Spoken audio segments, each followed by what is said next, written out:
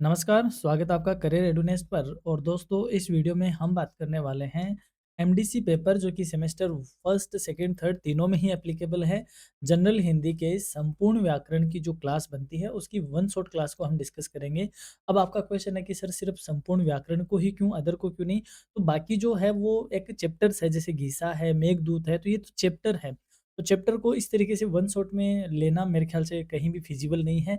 इसलिए हमने सिर्फ आपकी 2 यूनिट को यहाँ पे हम इंक्लूड करते हुए संपूर्ण व्याकरण को हम यहाँ डिस्कस करने वाले हैं। तो चलिए, और इसके हमने जो इम्पोर्टेंट क्वेश्चन है वो ऑलरेडी हमने अपलोड कर रखे हैं, तो आप उसको भी ज़रूर एक बार देख लीजिए ताकि आपकी तैयारी अच्छे से हो सके। देखते हैं, सबसे पहले तो आपका जो सिलेबस है यूनिट 3 में जो व्याकरण है, जिसमें शब्द निर्माण, उपसर्ग, प्रत्यय, संधि और समास है। और पदों के प्रकार, जिसमें संज्ञा, सर्वनाम, विश्लेषण, विशेषण, क्रिया विशेषण और क्रिया, ये सारे आपके क्या है, सिलेबस का पार्ट है। तो इसको हम यहाँ डिस्कस करने वाले हैं। सबसे पहले बात करते हैं शब्द निर्माण की। भाषा में नए शब्दों की रचना करने की प्रक्रिया को शब्द निर्माण कहते हैं। यानी कि नए नए भाषा में हम जो शब्द बनाते हैं, तो उन शब्दों को हम जब रचते हैं, यानी उनको हम बनाते हैं, तो उसे हम शब्द निर्माण कहते हैं। जब किसी मूल शब्द में कुछ शब्दांश जुड़कर उसके अर्थ, रूप या प्रयोग में परिवर्तन करता है, तब नया शब्द बनता है। और शब्द निर्माण की जो प्रक्रिया है, इसके जो आधार है वो 4 होते हैं। एक उपसर्ग है, प्रत्यय है, संधि है और समास है। जैसे न्याय है, तो न्याय में आपने ए लेटर जोड़ दिया तो क्या बन गया? अन्याय बन गया। आपने न्यायशील कर दिया, तो आपने एक नया इसमें प्रत्यय जोड़ दिया, तो ये क्या बन गया? न्यायशील हो गया। न्यायता या न्यायता, समानता, इस तरीके से जो आप वर्ड और शब्दों में जो परिवर्तन करते हो, कुछ शब्दांश जोड़कर, घटाकर, तो इससे जो नए शब्द बनते हैं, इसे हम क्या कहते हैं? शब्द निर्माण कहते हैं। सबसे पहले बात करते हैं उपसर्ग की, जिसे आप प्रीफिक्स के नाम से जानते हो। उप का अर्थ होता है पास या समीप, और सर्ग का मतलब होता है जोड़ना, यानी अर्थात शब्दांश किसी शब्द के पहले जुड़ता है, वह क्या कहलाता है?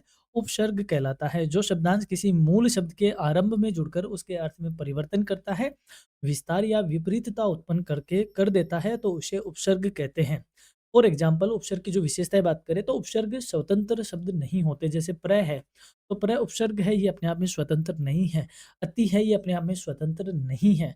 अपने आप में स्वतंत्र नहीं है, तो पहली विशेषता है, ये स्वतंत्र शब्द नहीं होते। एक्चुअली ये क्या होते हैं? शब्दांश होते हैं। वे हमेशा मूल शब्द से पहले लगते हैं। हमेशा, जैसे न्याय है, तो हमेशा इससे पहले ही लगेगा। वे शब्द के अर्थ को बदल देते हैं। न्याय का अन्याय हो गया, ज्ञान का अज्ञान हो गया, तो ये शब्द के अर्थ को बदलते हैं। अधिकांश उपसर्ग संस्कृत भाषा से आए हैं, क्योंकि मेजरली जो हमने उपसर्ग लिए हैं वो संस्कृत से लिए हैं, और संस्कृत में तकरीबन 22 प्रकार के उपसर्ग होते हैं। प्र, प्रा, अप, सम, अनु, अव, निस, निर, दुस, दुर, ये सारे क्या है? संस्कृत के उपसर्ग है। वहीं से आए हैं हिंदी में। उपसर्ग के प्रयोग को समझना है, तो जैसे न्याय एक सामान्य शब्द है। अब इसमें जुड़ता है, तो ये क्या बन जाएगा? अन्याय बन जाएगा। और यहाँ ने अर्थ को क्या कर दिया? नकारात्मक कर दिया, यानी कि न्याय का विपरीत क्या हो गया? अन्याय हो गया। यही उपसर्ग का कार्य है। उपसर्ग क्या करता है? अर्थ का परिवर्तन करता है। उपसर्ग के प्रकार की बात करें, तो संस्कृत के उपसर्ग और हिंदी के उपसर्ग है। संस्कृत से आए उपसर्ग हिंदी में सबसे अधिक प्रयुक्त होते हैं। जैसे ए जैसे ए हो गया, तो ए का अर्थ जो होता है नहीं होता है या अभाव होता है। तो मूल शब्द जैसे ज्ञान है, तो हमने नया शब्द बनाया ज्ञान के पहले ए जोड़कर, तो क्या हो गया? अज्ञान हो गया। इसका मतलब जहाँ पर ज्ञान का क्या हो? अभाव हो, उसे अज्ञान कहते हैं। सु का जो अर्थ होता है वो क्या होता है? अच्छा। तो व्यवहार, जैसे व्यवहार होता है, तो आपने लिखा सुव्यवहार, यानी कि अच्छा व्यवहार। शील एक शब्द है, उसके पहले आपने सु लगा दिया, तो सुशील, यानी कि अच्छा आचरण जिसको बोलते हैं। और दू या दुष्, दू का मतलब होता है बुरा, तो कर्म हो गया, फिर इसके आगे दुष् या दू लगा दिया, तो क्या हो गया? दुष्कर्म हो गया, दुष्कर हो गया। तो दू का मतलब क्या होता है? बुरा। निर का मतलब क्या होता है? बिना। तो हमने मूल शब्द क्या है? भय, तो निर्भय, बिना भय के। प्र यानी आगे, तो गति, और आपने लिखा प्रगति, यानी कि आगे की ओर गति। प्रा यानी विपरीत, तो जय, जय के पहले परा लग गया, तो क्या हो गया? पराजय। सम यानी कि भली-भाँति, तो मान से पहले क्या लगा दिया? सम्मान, यानी कि भली-भाँति मान। उप जैसे सहायक, तो मंत्री से पहले क्या लगा? उपमंत्री, यानी कि मंत्री का सहायक। प्रति का मतलब होता है विरोध, तो क्रिया है, क्रिया के पहले प्रति लग गया, तो क्या हो गया? प्रतिक्रिया। अनु का मतलब होता है पीछे, तो करण, अनुकरण, अनुकरण का मतलब क्या हो गया? पीछे की ओर जाना। अधि का मतलब ऊपर, कार, तो अधिकार, ऊपर की ओर के लेके जाता है। तो कहने का मतलब ये सारे क्या है, प्रपरा, अपसम, अनु, अवनि, से, निर, दुस, दुर, प्रति, अनु, अधि, ये सारे क्या है, संस्कृत के उपसर्ग है। अब बात कर लेते हैं उपसर्ग से बने शब्द। असत्य यानी कि सत्य जो बिना सत्य के हो। शिक्षित से पहले सु उपसर्ग जुड़ा तो सुशिक्षित यानी कि अच्छा शिक्षित। दोष से पहले नी जो नी शब्द जुड़ा निर्दोष यानी कि जिसमें दोष ना हो। स्थान से पहले प्र शब्द जुड़ा, प्र शब्दांश जुड़ा तो क्या हो गया, प्रस्थान यानी कि जाना। निदेशक से पहले क्या जुड़ा, उप यानी उपनिदेशक यानी कि सहायक निदेशक। तो आई होप आप उपसर्ग को समझ गए होंगे। सीधी सी बात है, मूल शब्द के पहले जो जुड़ता है उसे क्या कहते हैं, उपसर्ग कहा करते हैं। अब बात करें प्रत्यय, तो प्रत्यय क्या होगा, ये मूल शब्द है और इस मूल शब्द के बाद में जो जुड़ता है उसे क्या कहते हैं, प्रत्यय कहते हैं। प्र का अर्थ होता है बाद में और तय का मतलब होता है जुड़ना। तो शब्दांश जो शब्द के अंत में जुड़ता है वह क्या कहलाता है, प्रत्यय कहा जाता है। जो शब्दांश किसी मूल शब्द के अंत में जुड़कर नया शब्द बनाए या उसके वर्ग, रूप या अर्थ में परिवर्तन कर दे उसे प्रत्यय कहते हैं। एक विशेषता, ये शब्द के अंत में लगते हैं। ये शब्द को संज्ञा, विशेषण या कर्ता बना सकते हैं।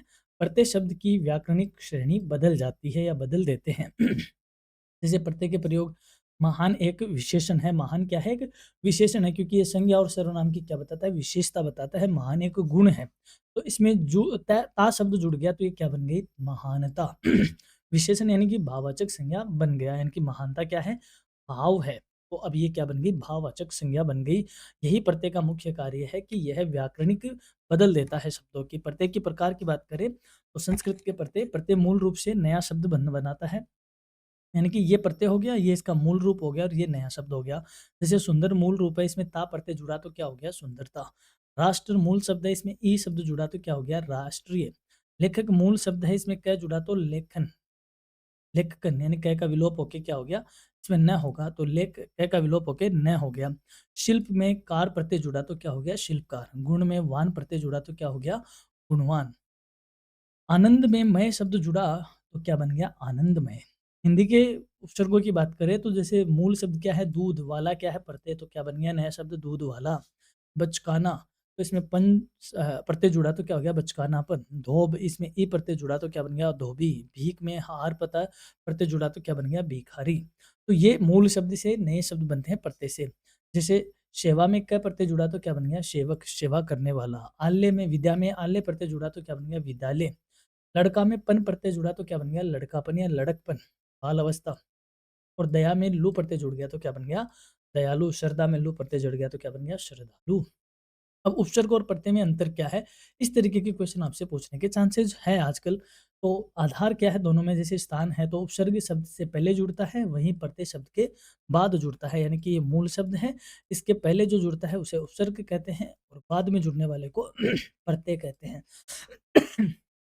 अर्थ यानी कार्य में उपसर्ग का काम क्या है, अर्थ का बदलना, और प्रत्यय का काम क्या है, वर्ग या स्वरूप को या व्याकरण को बदलना।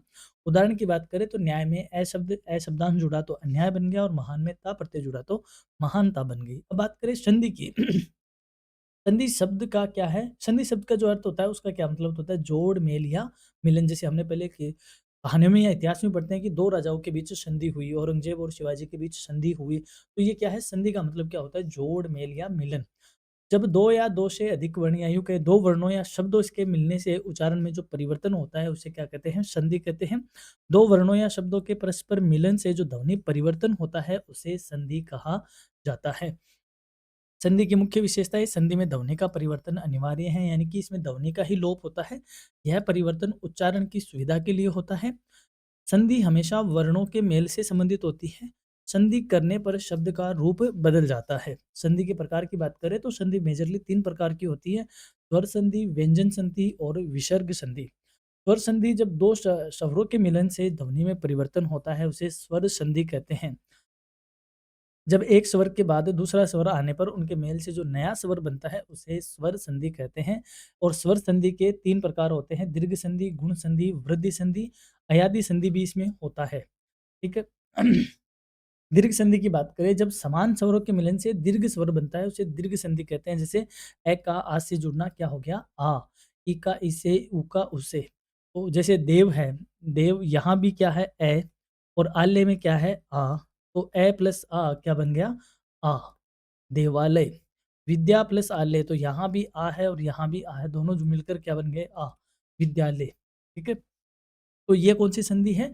ये संधि है हमारी दीर्घ संधि। गुण संधि की बात करें जब ए, आ के बाद ई, उ, आए और गुण स्वर और गुण स्वर बने तो उसे गुण संधि कहते हैं। यानी कि जब ए, आ के साथ या तो ई जुड़े तो बन जाएगा ए और ए, आ के साथ उ जुड़े तो क्या बनेगा ओ। तो इसे कौन-सी संधि कहते हैं? गुण संधि। यानी कि ए, आ का गुण ए होता है और ए का गुण ए ई का गुण ए होता है और उ का गुण ओ होता है। जैसे नर इंद्र यानी कि नर प्लस इंद्र, तो यहाँ ए है और यहाँ क्या है ई। तो ए और ई जुड़कर क्या बनेंगे? ए बनेंगे। तो क्या बन गया? नरेंद्र, नरेंद्र। तो ये क्या है? ए है। वहीं महाउत्सव यानी कि यहाँ आ है और यहाँ ऊ है और आ ऊ का गुण क्या होता है? ओ होता है। तो क्या बन गया? महोत्सव। तो ये आपको क्योंकि डिटेल में वन शॉट क्लास में इतनी इनफ नहीं पड़ती कि सारी चीज़ें डिटेल में समझाएँ, अपने आप में ये बड़ी-बड़ी क्लासेज़ है। तो यहाँ पे मैं शॉर्ट एंड स्वीट में समझाने की कोशिश कर रहा हूँ। वृद्धि संधि की बात करें जब ए, आ के बाद ए या ओ, औ आए तो वृद्धि संधि होगी। जैसे अभी देखो हमने अभी 3 संधियाँ पढ़ ली, मैं आपको थोड़ा-सा ईज़ी कर देता हूँ। ए के साथ यदि ए आए तो ये कौन-सी संधि है? दीर्घ संधि है और इसको हम आ बोल देंगे। फिर ए के साथ क्या है? ई आए या ई आए तो ये कौन-सी है? गुण संधि और साथ में उ और ऊ आ जाए तो ई का गुण क्या होगा? ए होगा और ओ का है ऊ का गुण क्या होगा? ओ होगा। ठीक है? ये कौन-सी संधि होगी? गुण संधि। अब हम बात करें ए के साथ क्या आए? ए या ए आए और ओ या औ आए। ठीक है? तो ये संधि कौन-सी होगी? ये संधि होगी हमारी वृद्धि संधि और इसका जो वृद्धि होगा वो होगा ए और इसका वृद्धि होगा वो होगा औ। ठीक है? जैसे महाऐश्वर्य तो यहाँ क्या है? आ और यहाँ क्या है? ए। तो दोनों का वृद्धि होके क्या होगा? ऐ। तो क्या हो गया? महेश्वरय और ऐ पे अपन को पता है 2 मात्रा होती है। प्र औद्योगिक यानी कि यहाँ पे क्या आ गया? प्र री आ गया, ए आ गया और यहाँ पे औ आ गया। दोनों का क्या होगा? औ होगा। तो प्रौद्योगिक ये इसका क्या होगा? संधि होगा। व्यंजन संधि यानी एक तरफ क्या होता है? व्यंजन होता है। जैसे कैसे लेके क, ग, ग होते हैं।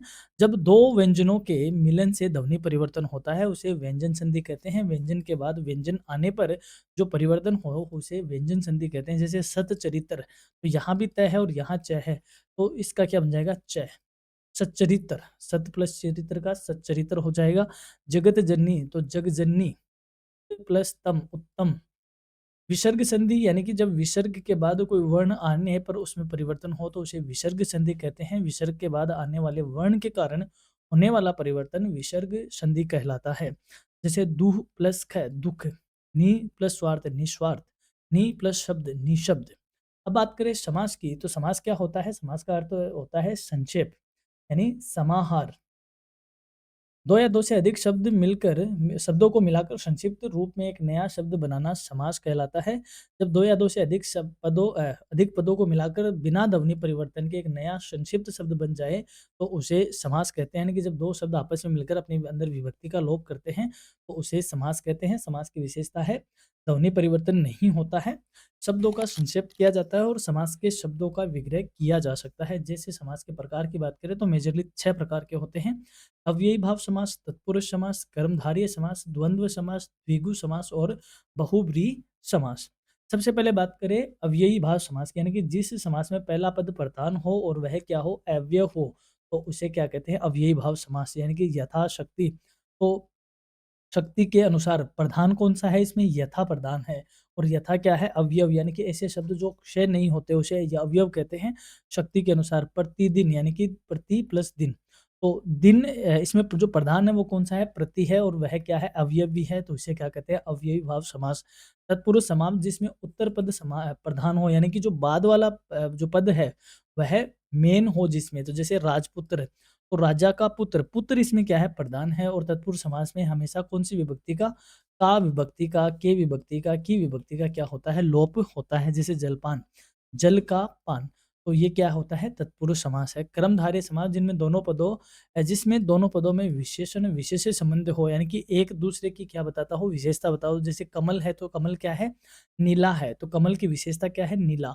तो जिसमें एक पद दूसरे की क्या बताता हो? विशेषता बताता हो, उसे कर्मधारय समास कहते हैं। जैसे महान पुरुष, पुरुष है, प्रधान है, लेकिन वह उसी की विशेषता क्या है? वह महान है। जैसे महानुभव, अनुभव आपका कैसा है? महान है। तो ये कौन-सा समास होगा? ये कर्मधारय समास होगा। द्वंद्व समास जिसमें दोनों पद प्रधान हो यानी कि दोनों ही पद क्या हो महत्व रखते हो और उसका विग्रह करने पे क्या आता हो बीच में और शब्द आता हो यानी कि 4 थे द्वंद्व यानी कि जहाँ च का अर्थ आता है यानी और का अर्थ आता है वहाँ द्वंद्व समास होता है जैसे माता और पिता तो दोनों ही पद प्रधान हैं और विग्रह में क्या आता है और आता है तो द्वंद्व समास होगा दिन और रात। वहाँ कौन-सा समास होता है? द्वंद्व समास। द्विगु समास यानी कि जहाँ पर एक पद क्या हो संख्यावाची हो या संख्यावाचक पद की जिसमें प्रधानता हो यानी कि जिसमें संख्या आती हो उसे हम द्विगु समास कहते हैं। जैसे त्रिलोकी 3 लोक, त्रिलोकी में 3 लोक, पंचवटी यानी 5 वट, चौराहा यानी कि 4 राहें, पंचमंजिला यानी कि 5 मंजिला, त्रिभुज यानी कि 3 भुजा यानी कि जहाँ पे एक शब्द एक पद क्या हो संख्यावाची हो वहाँ द्विगु समास होता है। बहुब्रीहि यानी कि जिसमें दोनों ही पद प्रधान नहीं होते और अर्थ कोई अलग निकलता है उसे बहुब्रीहि समास कहते हैं। जैसे दशानन है तो 10 आनन है तो दोनों ही पद प्रधान नहीं है। दशानन किसके लिए संबोधित होता है? रावण के लिए होता है। जैसे नीलकंठ है तो नीला है जिसका कंठ जिसका उसे क्या कहते हैं? शिव कहते हैं। शूल पाणी, शूल है जिसके पानी में जिसकी यानी कि शूल है पानी में जिसके यानी कि शूल पाणी किसको कहते हैं?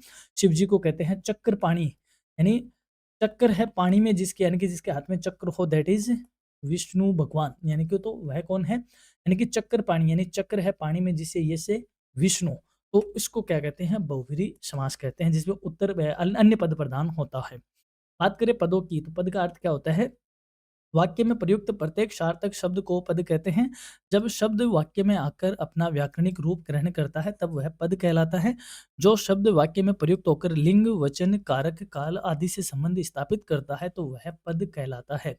और हिंदी में पदों के प्रकार की बात करें तो मुख्यतया 4 प्रकार होते हैं जैसे संज्ञा, असंज्ञा, सर्वनाम, विशेषण, क्रिया और क्रिया विशेषण। सबसे पहले बात करें तो संज्ञा की। संज्ञा जिस शब्द से किसी व्यक्ति, वस्तु, स्थान, जाति, द्रव्य या भाव आदि का बोध होता है उसे संज्ञा कहते हैं। संज्ञा की विशेषताएं संज्ञा किसी नाम का बोध कराती है। संज्ञा लिंग और वचन बदल सकता है। संज्ञा से सर्वनाम या विशेषण जुड़े होते हैं। संज्ञा के प्रकार की बात करें तो संज्ञा 6 प्रकार की होती है। व्यक्तिवाचक संज्ञा यानी कि किसी विशेष व्यक्ति, स्थान, वस्तु, ग्रंथ आदि का नाम हो यानी कि जो किसी व्यक्ति, स्थान या वस्तु या ग्रंथ आदि को संबोधित करती हो उसे व्यक्तिवाचक संज्ञा कहते हैं। जैसे राम, गीता, गंगा, दिल्ली, रामायण ये क्या है? व्यक्तिवाचक संज्ञा। जातिवाचक जो संपूर्ण जाति का या वर्ग का नाम बताती हो जैसे लड़का है तो लड़के में सारी क्या होगी? पूरी जाति हो गई लड़के की। और जैसे मैंने राम बोला तो राम पर्टिकुलर व्यक्ति हो गया तो राम एक व्यक्तिवाचक है और लड़का क्या है? एक जातिवाचक है। नदी सारी नदियाँ हो गई और गंगा बोला तो व्यक्तिवाचक, नदी बोली तो सारी नदियाँ। पर्वत बोले तो सारे पर्वत और हिमालय बोला तो सिर्फ हिमालय, तो हिमालय व्यक्तिवाचक हो गया और पर्वत जातिवाचक हो गया। पुस्तक ये पूरी जाति हो गई और जैसे रामायण बोले तो रामायण व्यक्तिवाचक हो गई। भाववाचक बात करें तो भाव, गुण, अवस्था या क्रिया का नाम जैसे सत्य, सत्य क्या है?